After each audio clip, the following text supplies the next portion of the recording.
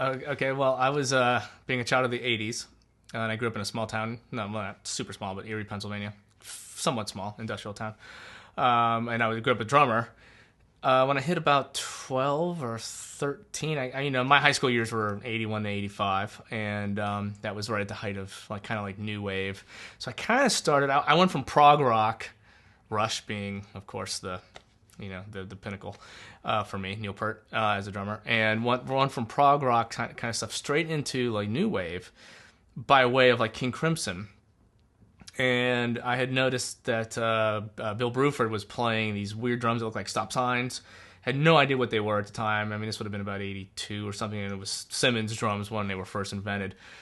And I was like, oh, that's how all those sounds are happening. So then I was always kind of attracted to technology and weird sounds, and I love that idea of being able to play beats, but you don't have to actually play just drum sounds. It could be anything. So I mowed grass all summer and saved up money and got a Simmons SDS 8 kit. I couldn't afford the 5, but I got the 8, and it was just the most amazing thing. So then that led me down into like Depeche Mode and all the really kind of the many one-hit wonder new wave bands at the time. And being obsessed with technology, I was playing in a band called the Transmuters, who were based out of Meadville, Pennsylvania, which is maybe a half hour south of Erie. Now, a half hour south of Meadville is another little town called Mercer, and that's where Trent was from. And my keyboard player, I was collecting drum machines and just any part-time job I would buy. So my keyboard player was friends with Trent, and he was like, I wanted to buy a Lindrum. And he's like, oh, I know a guy in Mercer selling a Lindrum. And I was like, no way, cool. So we drove down, I bought Trent's Lindrum off of him. And I'm still in high school. I mean, that's how he and I met. And so I was always kind of into that kind of music. But but coming from like the metal prog kind of background, there was Maiden and Rush, and I liked a lot of, I hate to say, like early Styx, back before they went super corporate, and Kiss, of course, and Priest, and just early metal. So like I was always, the thing about, I love the sound of new wave music, but it didn't have the aggression and the heaviness that all my old metal records did. But metal records became boring to me sonically from a production standpoint. It was just the sound of track 1 was going to be the sound of all 10 tracks. And so I was always looking for something to bridge the two. So cut to, I guess, a couple years later, and then I went to college in graduating in '85, so I went to college, Kent State, Fort Dead in Ohio. And in the meantime, while I was doing that, Trent had moved to Cleveland and was playing in a band called the Exotic Birds, which were of the new wave sound that I liked the sound of the technology, but it didn't have that aggression. And but he and I kept touch with friends, and that's when Ministry's Twitch record came out, and that to me was a huge change.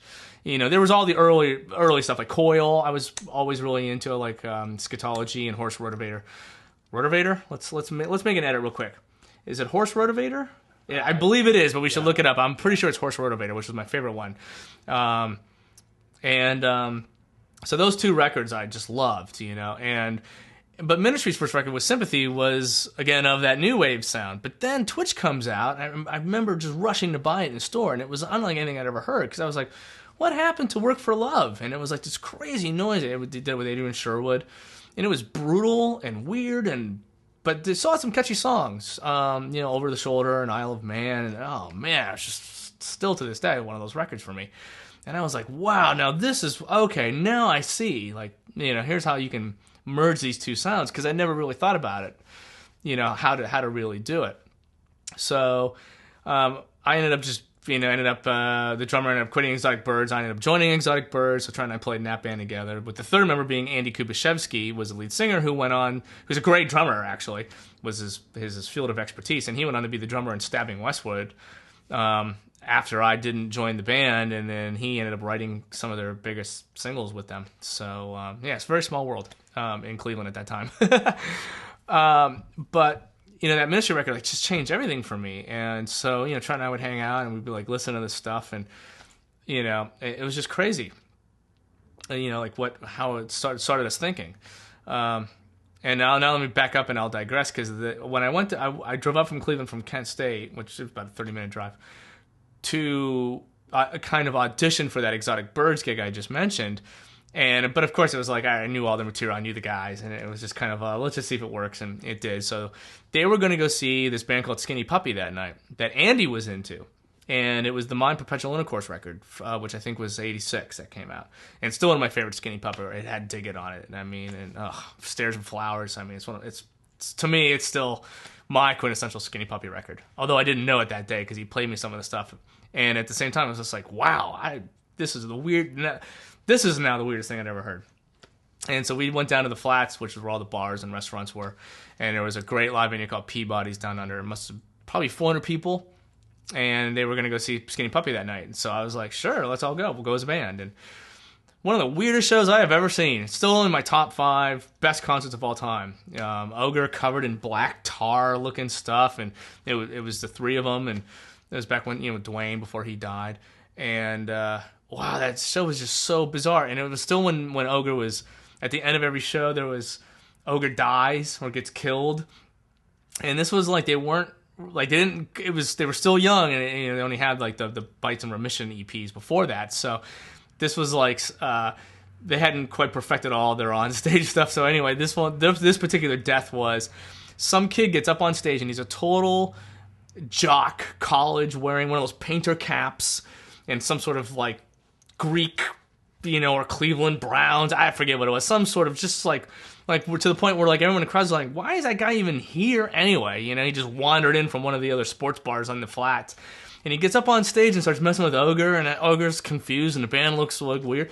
And the guy's like holding his beer bottle, and he smashes it in Ogre's face.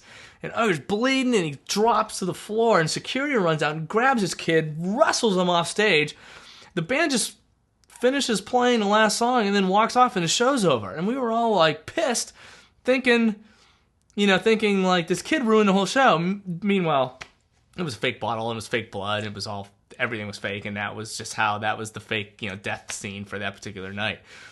Didn't know that until months later, and it was still one of the, after I found that out, it was like, that's the coolest thing I've ever heard. That's amazing. I mean, that show, and it was, a 400-seat club. I mean, we're 20 feet from the stage. I mean, it looked real to us. So that was, those kind of 2 things happened all like in that same year. And that just kind of sent me down the path of like, okay, here's how you can be heavy and weird and still, and mix in all those crazy sounds that I loved.